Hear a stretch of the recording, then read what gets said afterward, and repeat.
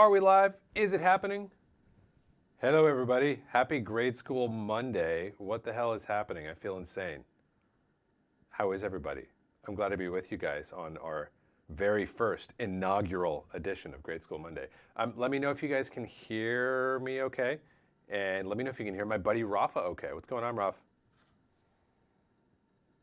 Hello, everyone. And yeah, I can confirm that we can hear you properly on the live stream.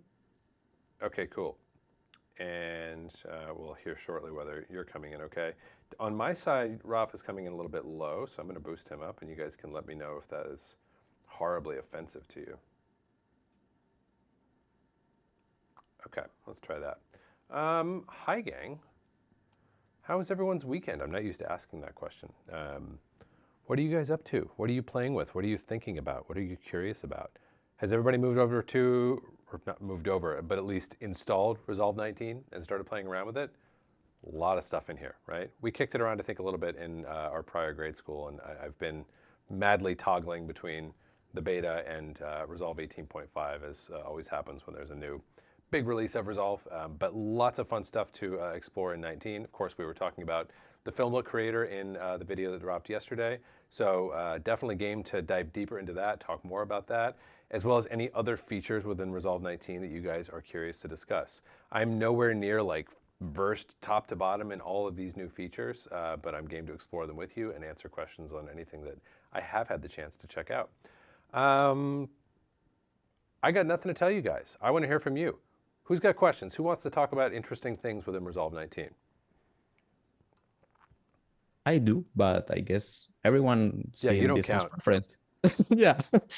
So let's start with a question about a new tool included in Resolve 19. What are your thoughts on the color slice tool? Yeah, let's take a look at the color slice tool. Or sorry, was that a two-parter? No, just that. Okay, cool. Cool. One moment here. I want to see if I can hear my sounds a little bit better than I'm hearing them now.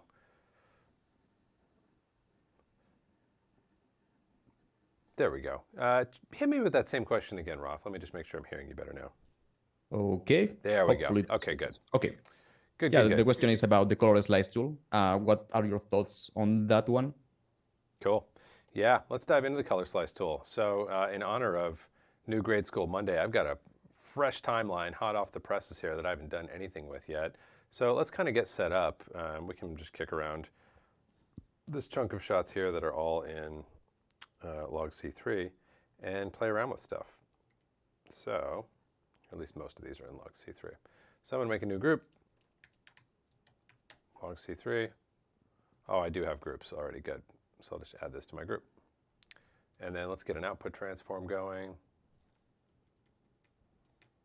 It's always a lot harder to see everything in this room when I have all these lights on. I'm used to being a cave dweller, a creature of the dark. Okay, we get that. Let's get a look. You guys want to get a look in place? Of course you do. You're my friends. We love looks. All right, so color slice tool. Color slice tool, I feel like the color slice tool and the Filmbox creator, which of course we were talking about this week, those are like the two best examples of a bit of a theme I feel emerging with Resolve 19. These are like, in some cases, long overdue, but very necessary, like very critical tools that haven't been around for quite a while. And there's been enough of a gap that they've even started to be, that gap has even started to be filled by like third-party plugins and DCTLs and things like that. So while I don't feel like the color slice tool, I've already been playing with this multiple areas of the node graph here, which we can talk about in a minute. But what I was going to say... Sorry to interrupt, but we cannot see your screen. Oh, here we go.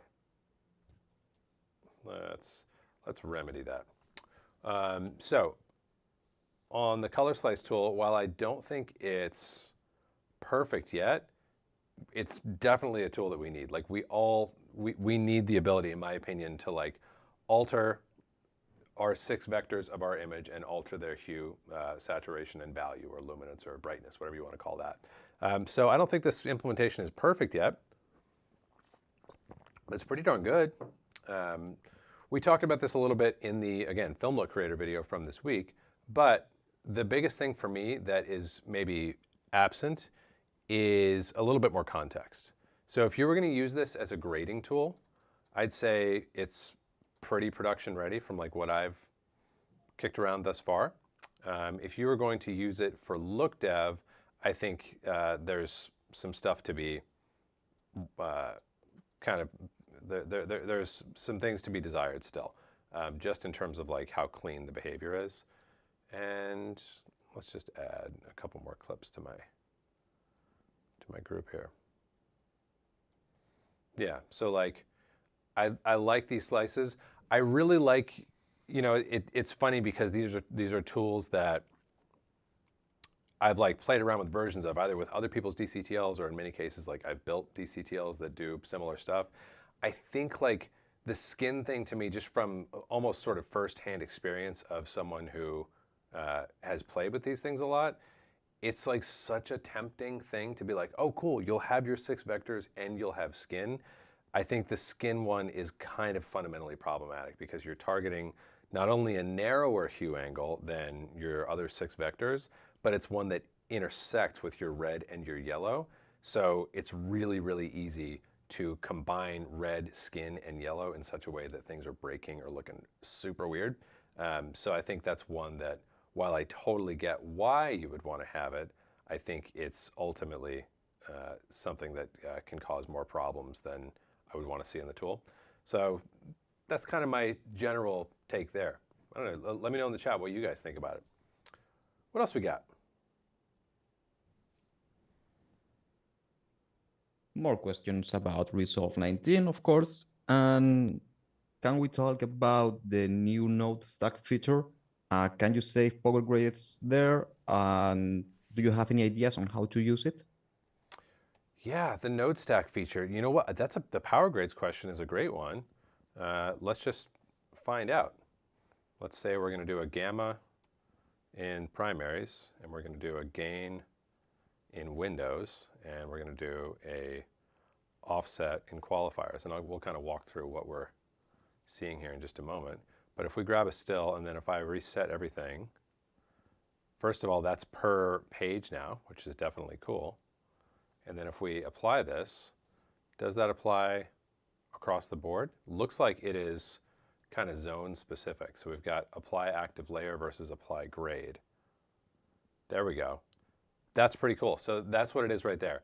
Let's say that my hideous correction that I've just created here, I actually want to have, I want to save off put it this way, the layers, as they're being called in Resolve, are like these different segments or sections of the node graph. When I grab a still, these are all being saved. But when I apply that still, if I reset everything on all of my layers, if I just middle click that still like I would normally, I'm only going to get the grade for the current layer that I'm on. So right now I'm going to get my gamma adjustment, or excuse me, the gain adjustment that I put here on this Windows level. If I want to get the stuff that I did on primaries as well as on the qualifiers, I would just right click and say apply, or excuse me, apply grade, like so. And now I'll have my primaries, my windows, and my qualifiers. So yeah, you can definitely use it that way. I think this is super cool. This is definitely something that I'm going to start using like as soon as I start using Resolve 19, simply because like this is almost going to be for me, like I'll put it to you this way. The parallel mixer thing, I'm thinking about that a lot. That might go away from my workflow. And I actually even wonder too, could you pipe things off into parallel within here? I guess not. There's probably not, because you can only pass one. Yeah, you can't do more than one output here. Point being, this is definitely going to be incorporated into my grading workflow when I upgrade to 19. And my first section here, that's just going to be what we're now doing as our prime, our balance, and our saturation nodes. That's all I'm going to have there. And then I'm going to have things kind of downstream of that in the second or in third areas, like so. What I might even do is do my secondaries first so that they can remain stable. Or you could even do like, what's fun here, let me back up and give a little bit of context just in case anyone's like, what in the world are you showing me? I've got no clue what this is, because it is quite new.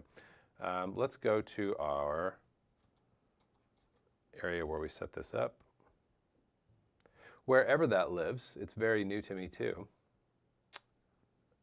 Oh, it's in the project settings.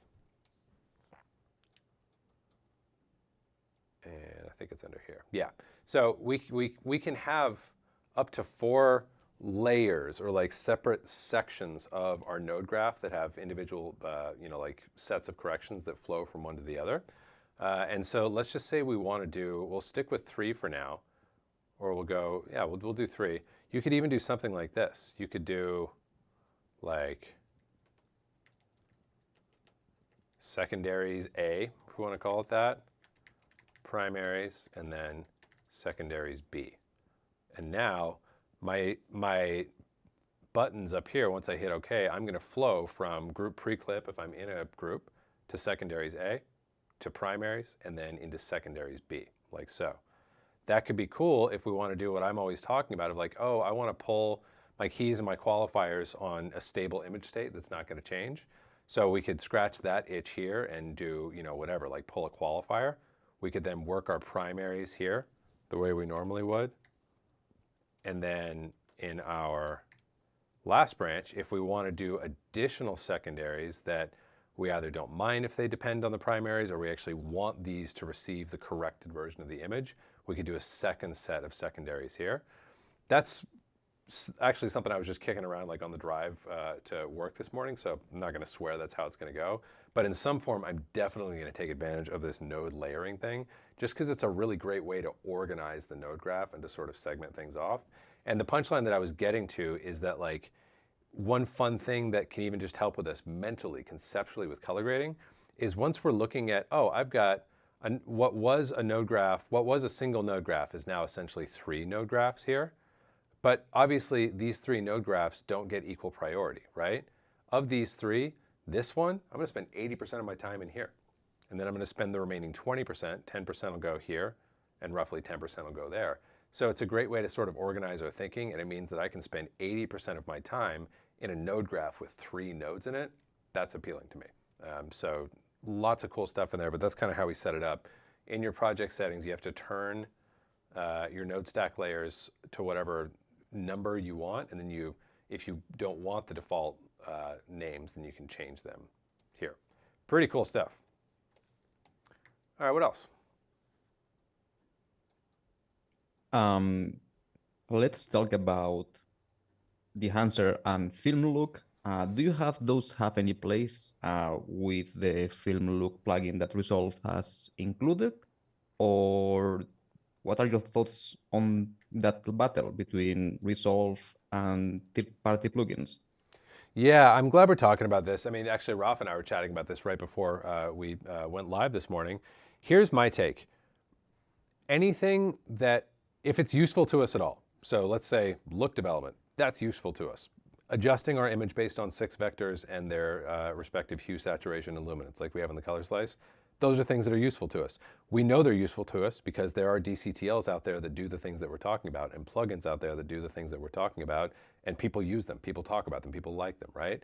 My take is that any tool that's useful to us should be inside of Resolve in some form. That's beneficial for everybody if it's inside of Resolve.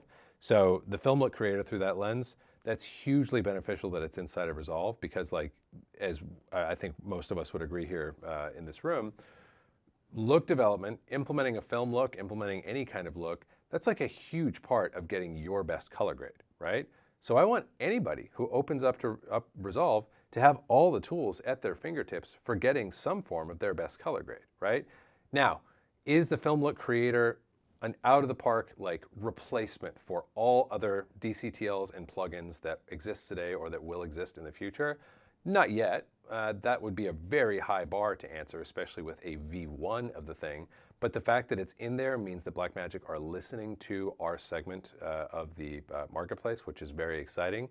It means that it's going to receive like regular iteration and update because it's now in the main line of DaVinci Resolve color page stuff, which means it's going to keep getting better. And that means it's going to spark curiosity in other users who might not otherwise have even adopted these things to begin with. And it means that it's going to motivate and drive all of us who are doing third-party things to push things even further, to iterate faster, to make things better, to explore areas that maybe aren't being explored inside of things like the Film LUT Creator yet. So I think it's a plus all the way around. I don't think it's a question of third-party plugins now being irrelevant or the Film LUT Creator being the only solution. I think it's a matter of like, okay, now the foundation is higher. Like you guys have heard me talk about this before. Like when you raise the floor, you raise the ceiling. The floor, the foundation is now higher. We now have the ability to implement a scene-referred PFE, if you want to call it that, right inside of Resolve, and to exert a decent amount of control over that. That raises the floor. That means that like the theoretical ceiling, the best, highest potential that any of us can attain in our color grades, that just got higher too. So I think it's like super exciting all the way around. Also, more questions about the film emulation plugin. How can you work using the film emulation plugin with your Voyager LUTs? Do you apply them before or after? Ooh, this is a fun question. Yeah, so that's not something that I've kicked around, but let's look at how we would go about sort of combining these things. The fun thing with Voyager is we've got it sort of modular. So like we talked about in this week's video, maybe the biggest kind of like, I'm not going to call it a like drawback because this might just be the design intent of the tool, but the thing that makes the tool like the least, that like diminishes its versatility for me or diminishes its utility for me the most is the fact that there are things happening when I turn this on, as soon as I drop it on, that I actually can't turn off. Like even if I zero out all of my sliders, which as I also mentioned, would be my preference for those to start at a unity neutral position. I don't know if you guys have tried this yet, but even if you do that, you still don't have, and in some cases it's not 100% clear what unity would be, but if I kind of go with the intuitive thought of like where my unity positions would be, there's still like lots and lots of stuff happening in here. And it's really because of what's happening on the 3D side, which as we also talked about, we can't see. And that's kind of one of the, a great example of why we need to see the 3D side and we need that context if we're doing like true full-on look development. But if we're sort of thinking about this in terms of like, all right, what can I use it for? What are the things that I have to use it for? Like, as I said, the sort of creative gamut of this thing, I don't have a choice. I have to use that in some form. So how could I use Voyager to complement that if I wanted to create some unique looks by combining Voyager with it? Well, that would mean that I might want to further manipulate the gamut that I'm getting out of the box here in Voyager. So if I were going to do that, I could do something like drop in one of the ingredients from the Pro Pack. I definitely think the Pro Pack becomes an easier complement to the Film LUT Creator than the Essentials, although you could use those too. But like with the Pro Pack, I could say, all right, I'm going to do, I don't know, a palette modifier, and I could do that upstream, or excuse me, a palette foundation. I could do that upstream. I could do it downstream. I could play around with it. So you could look at complementing the color gamut that we don't have full control of over in the Film LUT Creator as one example. That's what you'd be doing with a palette foundation or a palette modifier. You could look at rolling your own contrast curve like you see with your tone foundation. There's going to be contrast curves in here that are doing more nuanced things than you can get with the contrast slider here inside of the Film LUT Creator. They're just going to have like more unusual shapes, things that you need more degrees of freedom to draw than you have here within the Film LUT Creator. So it might be a case of like, all right, I want to do a contrast curve.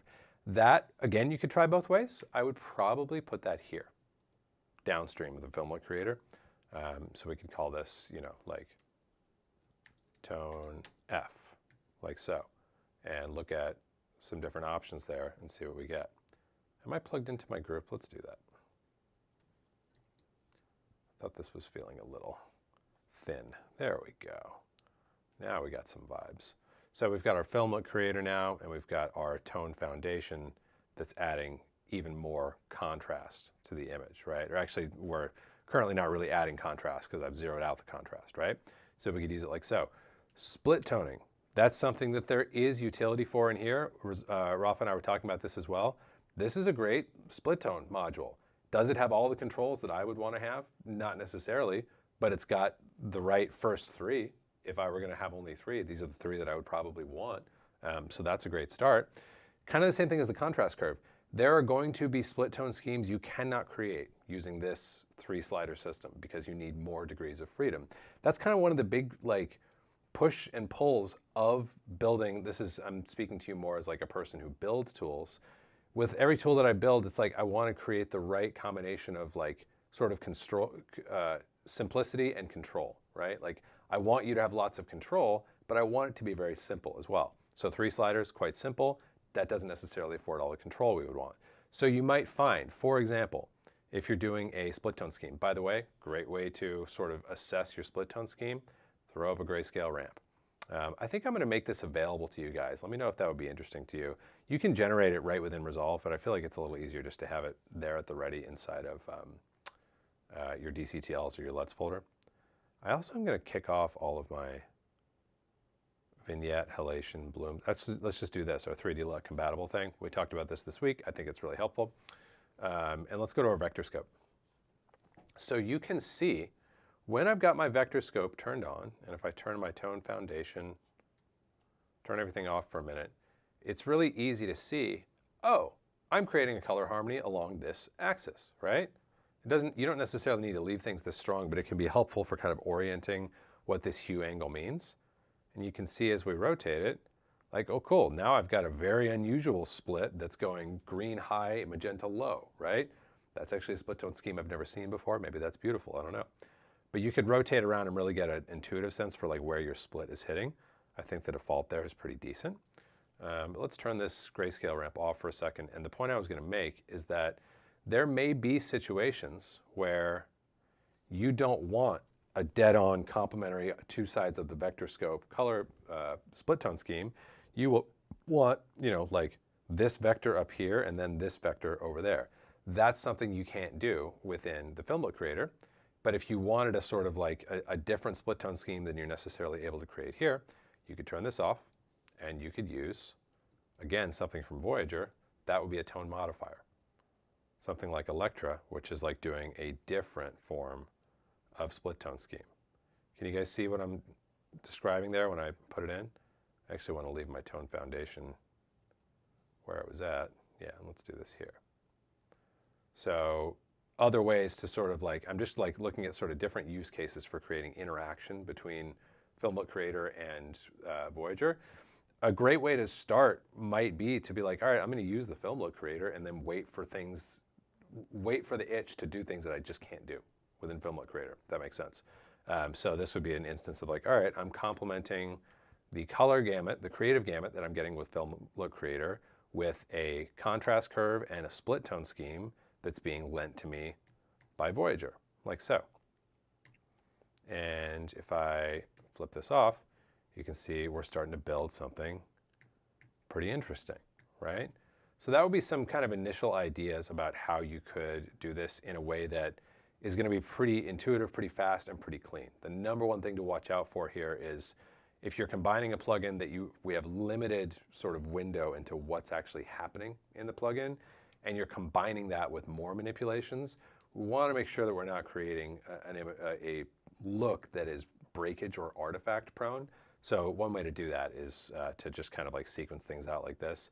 You could get all kinds of fancy with layer mixing and other more advanced techniques, but this would be kind of my general encouragement is look at like, all right, what if I want to do my contrast and my split tone using Voyager instead of the Filmbox Creator? I could do it like so, or you could do one or both of those things kind of in that same way.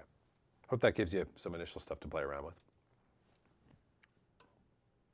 Small question about the film emulation plugin. Does that actually respect middle gray? Because in the testing of a lot of people in the chat, does not. Yeah, Ishmael, are you here today? I feel like you were the first one to point out, maybe in comments, that it doesn't necessarily respect mid-gray. Without having looked, I'm going to guess that it drops it a little bit. Anybody want to take the over-under? Does it hold it? Does it drop it? Does it raise it? Let's take a look. I'm going to bet it drops it a little bit. I haven't checked, I promise. Ooh, am I getting that right? It boosts it? Wait, let's take it back to its default. That's pretty good. At its default, if I turn off if I go 3D LUT compatible here. Okay, yeah, Yeah, it's picking it up a little bit. The blurriness of the waveform from the spatial stuff was kind of masking a little bit. Yeah, it's picking it up a little bit, isn't it? And I think, yeah, the solution that Ishmael was proposing would be like dropping exposure a little bit. I also haven't yet had the chance to test whether this is like linear gain, whether this is offset. I don't quite know. Let's find out.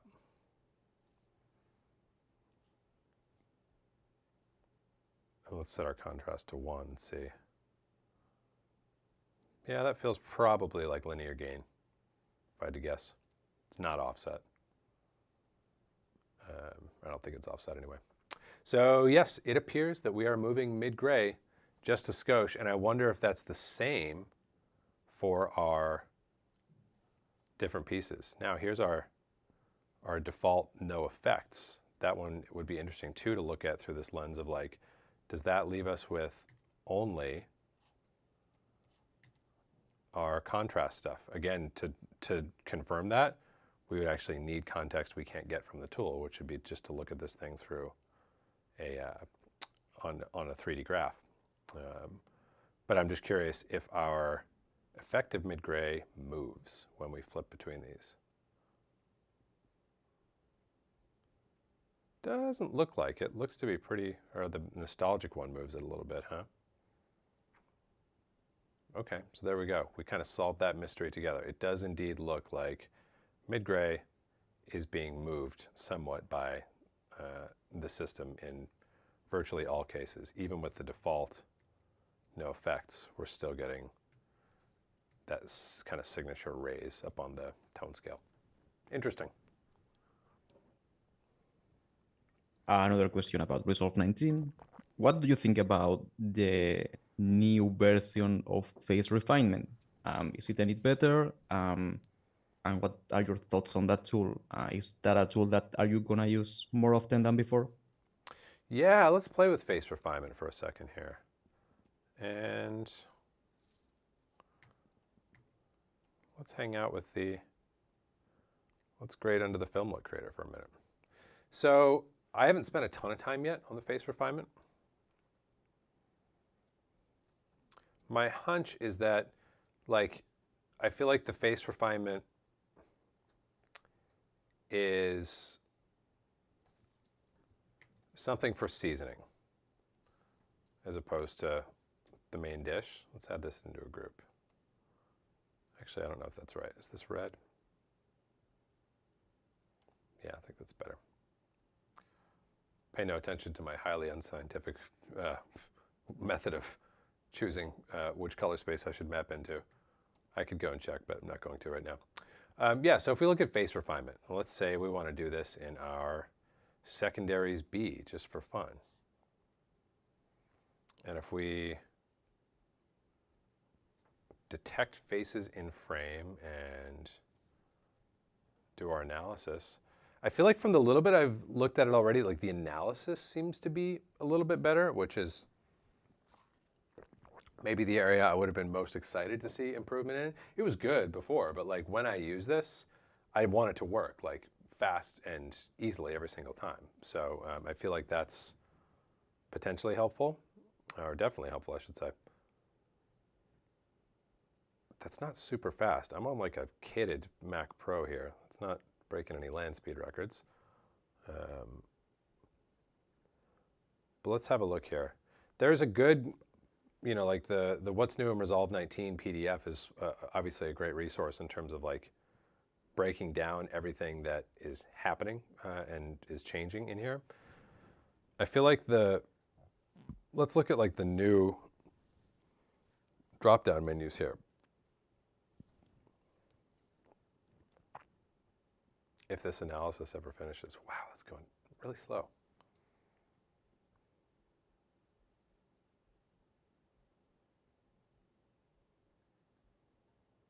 Okay, so side lighting.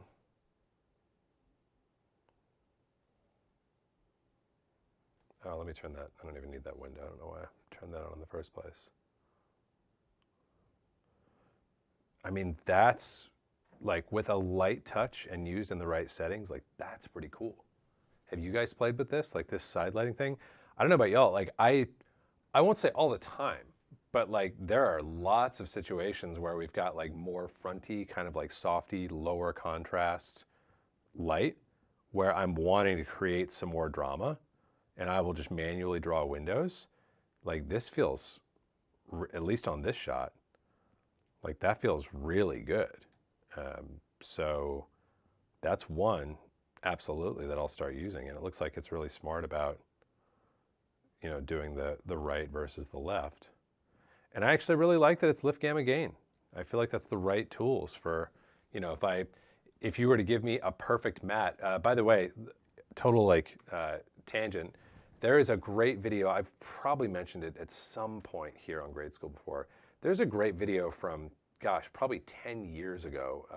I think it was at NAB where I was a couple weeks ago, where Steve Scott, one of my favorite colorists of all time, is breaking down the grade that he did for the Revenant, where you guys might know, like they did not have a lot of firepower. They were like out in the wilderness and really just using available light, as is sometimes Emmanuel Lubetsky's jam.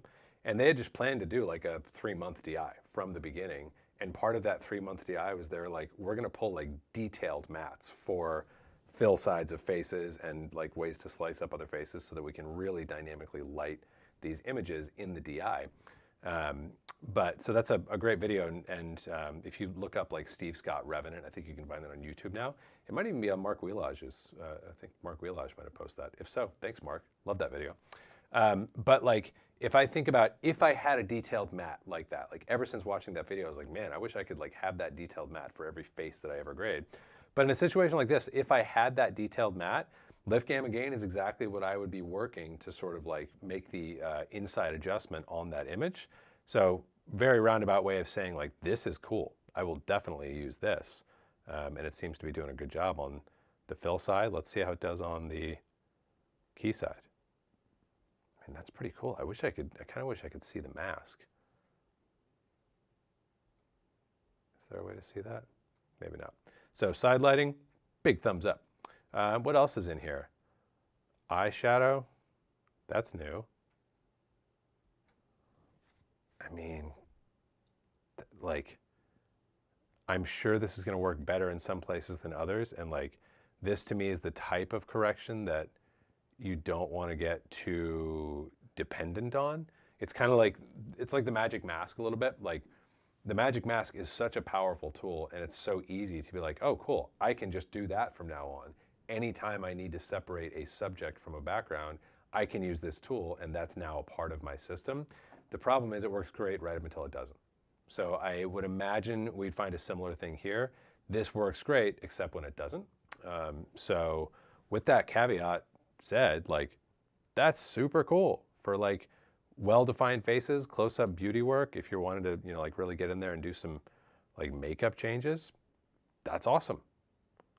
Really, really cool. And maybe it's even cooler if you're like doing more contrasty type stuff and not actually adding eyeshadow color at all. You're just kind of like adding some contrast around the eyes. That's cool. I'm going to use that for sure. Oh, and you can even change the strength on the left and right. That's huge. Eyes, this I don't think has gotten a big adjustment. And I'm probably going to continue to use like, yeah, the sharpening and the brightening always feel bizarro to me. But the eye light, I really like for like a subtle boost. The eye bag removal thing, that's usually not my jam. So that doesn't look like any big change there. And then these other areas, kind of the same thing. Like, we don't need to go through all these right now. But yeah, I don't know. Blush, that could maybe be a thing. Teeth, I've never had a ton of luck with. I don't know about you guys. There's not a lot of teeth in this frame, so we'll skip over that one. Lips. Yeah, same.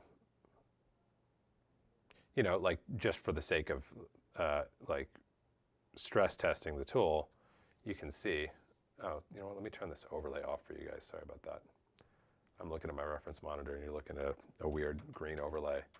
You can see like this is, I hope, way further than anyone would typically want to go with a correction. But like just as an illustration of like there is a limit to like it's not like you're fully in control of like a highly detailed perfect roto of her lips. I don't think that's many of us our intuition or our expectation, but there's going to be some people who like they start learning Resolve on Resolve 19 and they're going to be furious when the face refinement tool betrays them and won't give them like a 360 correction on just the lips without affecting anything else and affecting all of that, like aspect of the face. So all a way of saying like we don't want to, these are tools that we don't want to come to be overly reliant on.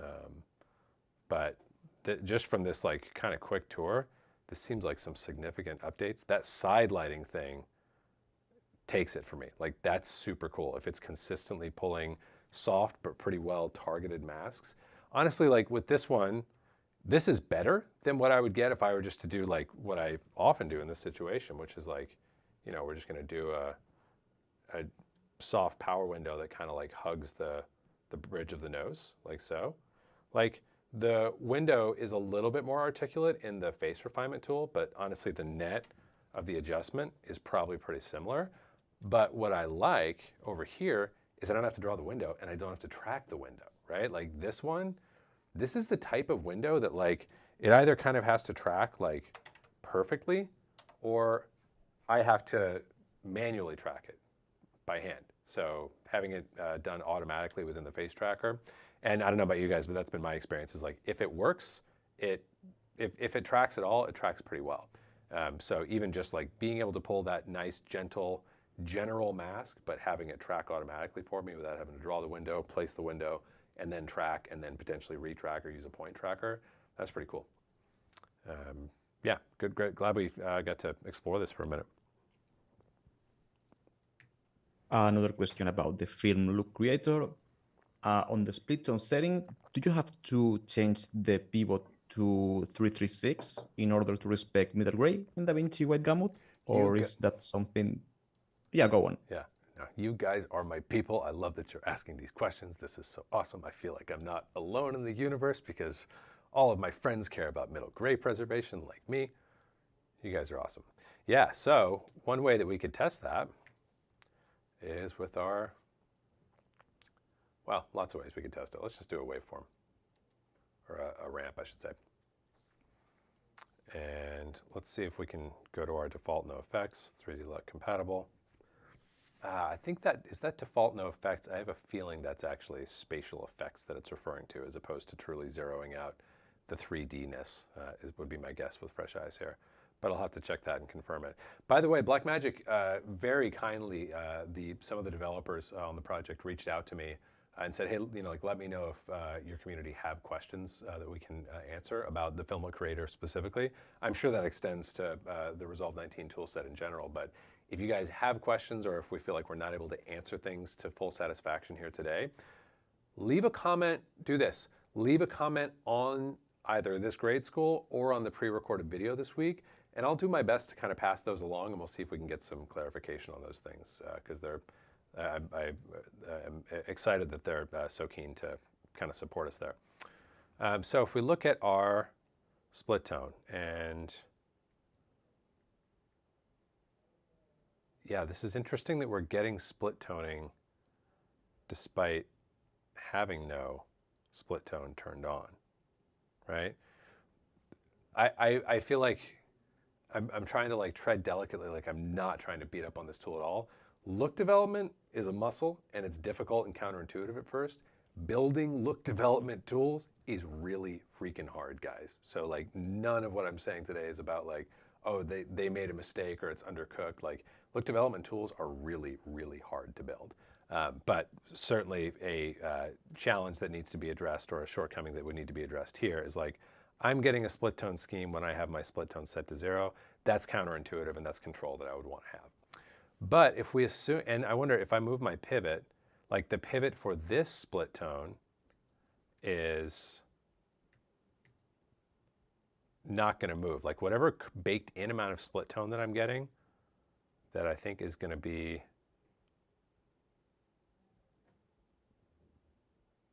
yeah, let's see here.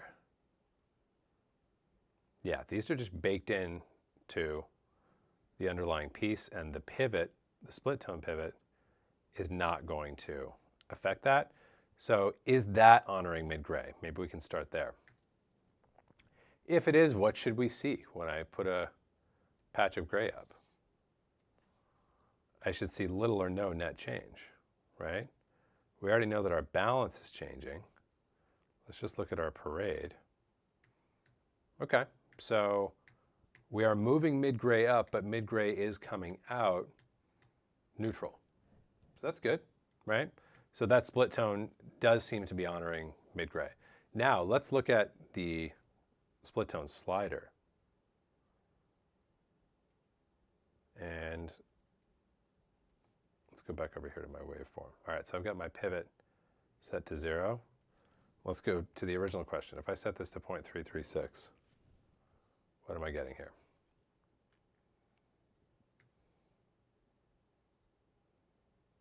Okay, that's doing a decent job, I would say, of holding at 0.336.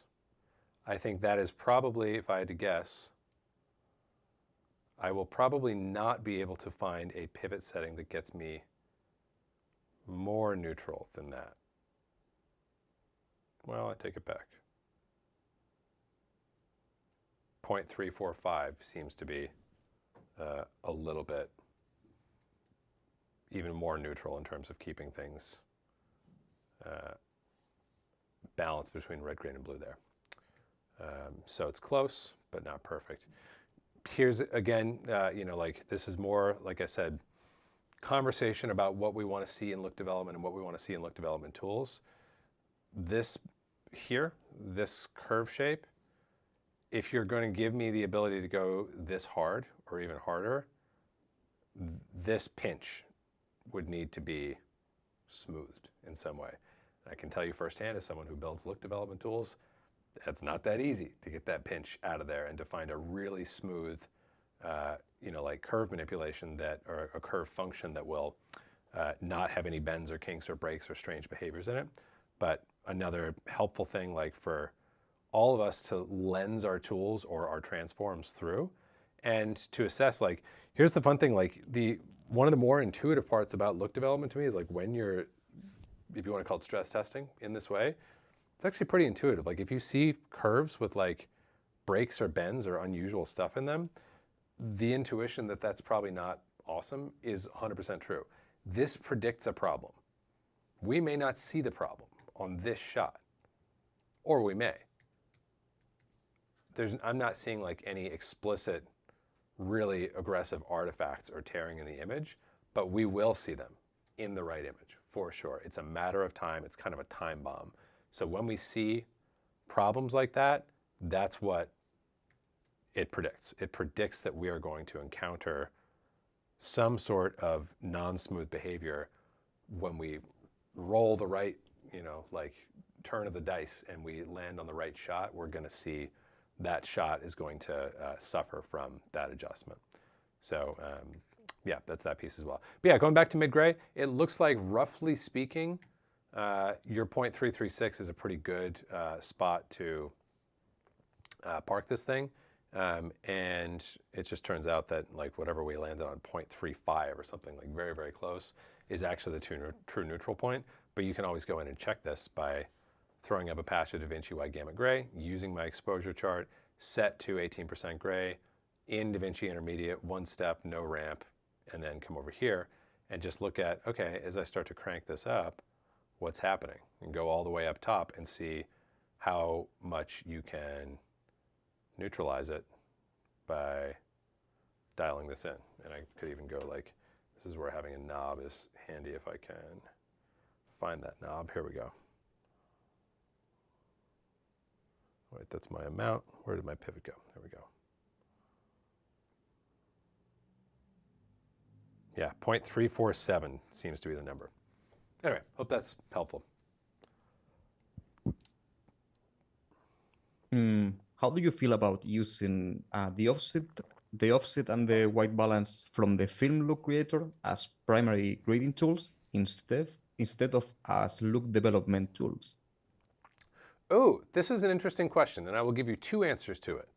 The first answer is like, think about any of us who use third-party plugins or DCTLs. We do so not because we think it would be, like, I think we can all recognize, like, I have a lot of third party, like I am the third party, like DCTLs that I rely on for my grading that I love, I'm very comfortable with, they're tailored to my needs, I'm very glad that I have them, but I do so with the recognition that the ideal would be if these were just vanilla tools available to me within Resolve, or rather that if the vanilla tools available to me within Resolve could do everything that I wanted, that would be preferable to use those, right? To not sort of like have to use a tailored fancy solution to things. So that's what I would say here. Ideally, you would not be relying or be relying as little as possible on plugins specifically for grading. The story's a little bit different for look development because you're not look developing 3 passes, 5 passes of 2,000 shots. You are doing that when you grade a feature film, for example. So I don't want to have a color corrector within the color corrector if I can avoid it. That's one of my beefs, not my only beef, but one of my main beefs with color correcting inside your camera raw tab, or with color correcting, and the other place this pops up is with the Dolby Vision tab. I don't want a color corrector inside of the color corrector. The color corrector is already a color corrector, and it should be able to color correct very, very well, right? So that would be sort of like my ideological, like efficiency-minded approach there. However, if you can get things that it is obvious to you or proven to you that you simply cannot get any other way within your color corrector, then the color grading police are not going to come and arrest you for that. And I'm sure you could find a way to tee it up into a template node graph in such a way that it feels reasonably intuitive and efficient for you. So I think that's a fun question to ask and something fun to explore. But I do think that in a perfect world, we would be able to use our primaries and the fundamental tools of color correction right within our platform, or at least something that is purpose-built for color correction, as opposed to sort of like enlisting a tool that wasn't designed to do what you were using it for in that way. So 2 ideas to think about there. Even more questions about the Film Look plugin. Why does the contrast start at 1.2 instead of 1? Shouldn't be neutral to begin with?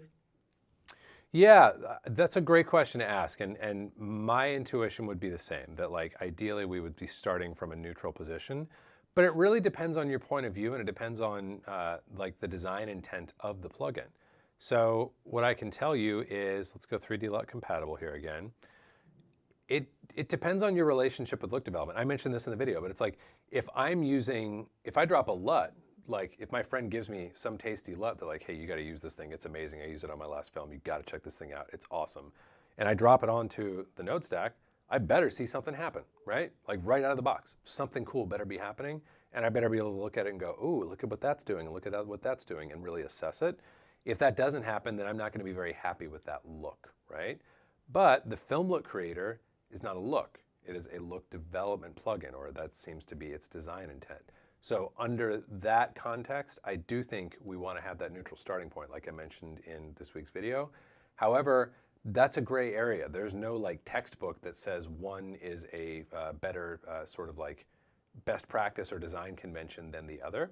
So I think where this is coming from is the same itch that we have when we're dropping a look onto our image. It's like, I want to see something.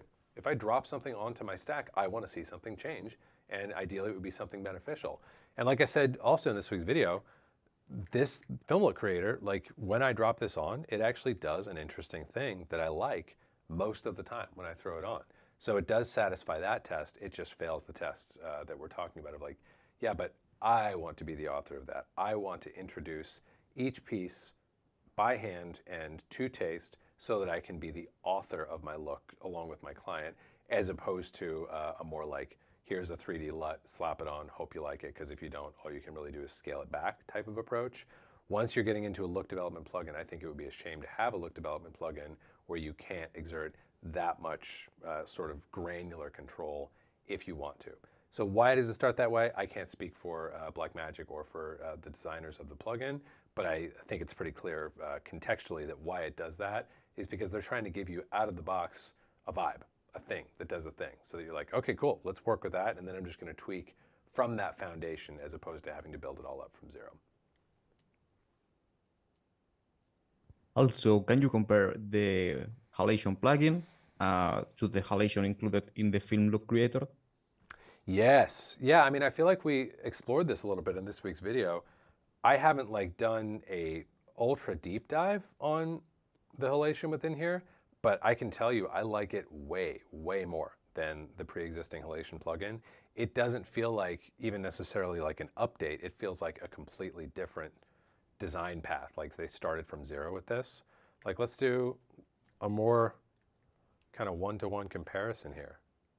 So here's our halation, like so. And let's just try doing nothing. Like that's halation from here. And if we look on the Film LUT creator, and let's do our best, even though we are going to have limited ability, let's do our best to kind of zero things out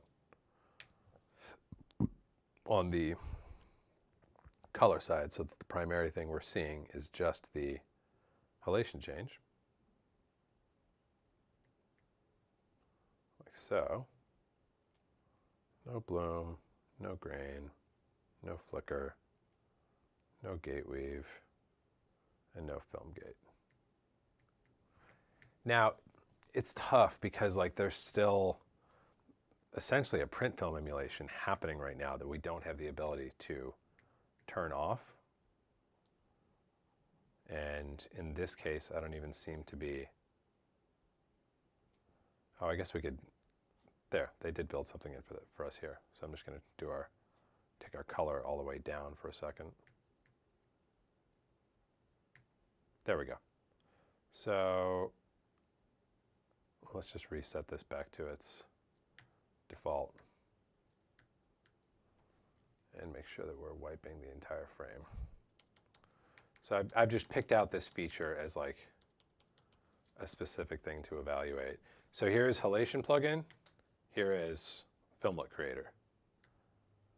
Do you see what I mean? Like these don't feel like just variations. Like this they have the same general sort of like orange orb glow around them, but I get these really like weird, like unconvincing edges here, and that feels much more organic. And then on top of it, the amount, of course, is the amount, radius, those are things that we would expect, but I love this hue thing. That's super cool. Something that I was inspired by last year when I saw my friend Steve Yedlin present on it, is he was talking about a kind of variation on his imaging pipeline, which involves both color stuff as well as spatial textural stuff. He was talking about doing a variation on his imaging pipeline where he used what he's calling more of an optical halation. So as opposed to the halation that you get when light punches through all three layers of film negative and bounces back onto the layers out of focus.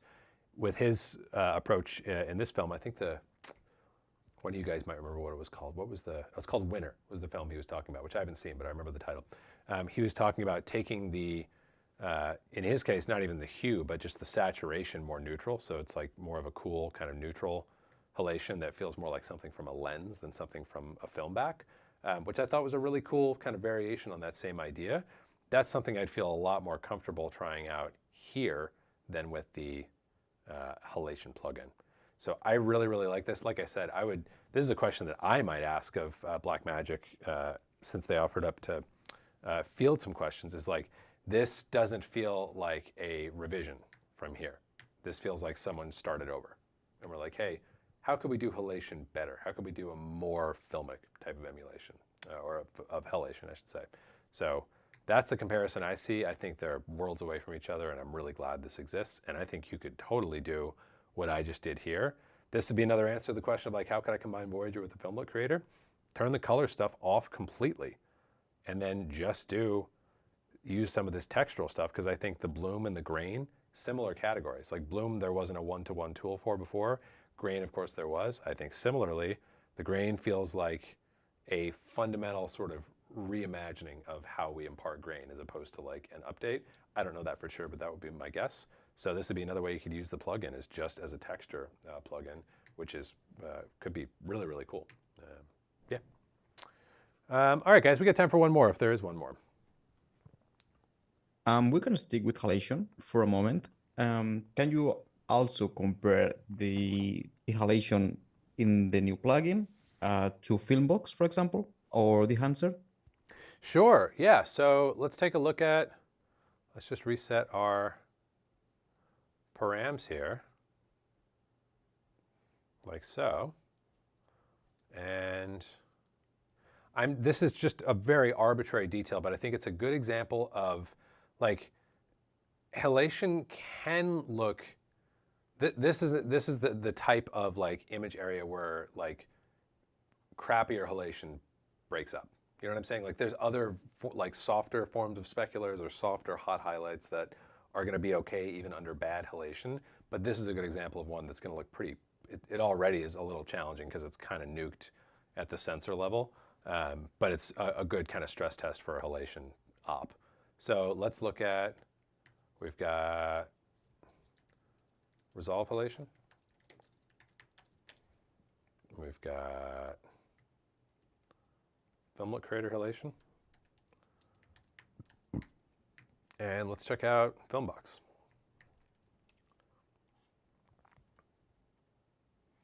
And we'll go to halation and grain only. No grain.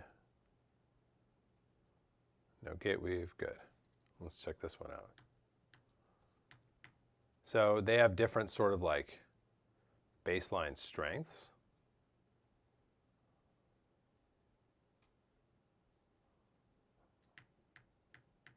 But honestly, fairly similar. This is, again, like such a specific, this is just one of like any number of different explorations of a halation plugin we can do, and this isn't comprehensive at all, but like, put it this way, I really like the halation in Filmbox. I would say, like, in terms of available, commercially available halation plugins or operations for Resolve, it would be kind of like a good standard to aspire to. And the Film LUT creator feels much closer to Filmbox than it does to the prior generation of Resolve halation, right? So that's maybe a good way to look at it, is like, all right, we've got Resolve halation over here, maybe not awesome. We've got Filmbox halation over here, pretty darn good. And we've got Film LUT creator halation here, much, much closer to Filmbox than it is to Resolve halation. That was fun, guys. We get to dive deep on halation for a minute. All right, everybody. That's going to wrap us. That was a fast hour, as always. Thank you guys for hanging out. You guys are my people. I love hearing really smart questions about how what we're doing intersects with like best practice for look development. So thanks for showing up and bringing your questions and for your eye for detail, because we end up learning. The learning in grade school is a two-way street, always, every single week. So thank you guys very much. How did you like grade school Monday? It felt a little bit weird starting, but now I feel kind of good about kicking off the week with grade school instead of wrapping it up. So we're going to try this for a while. We'll see how it goes. Thank you guys again for being here. Thanks to my buddy Rafa for co-hosting, and I will see you guys here on the channel very soon. Take care.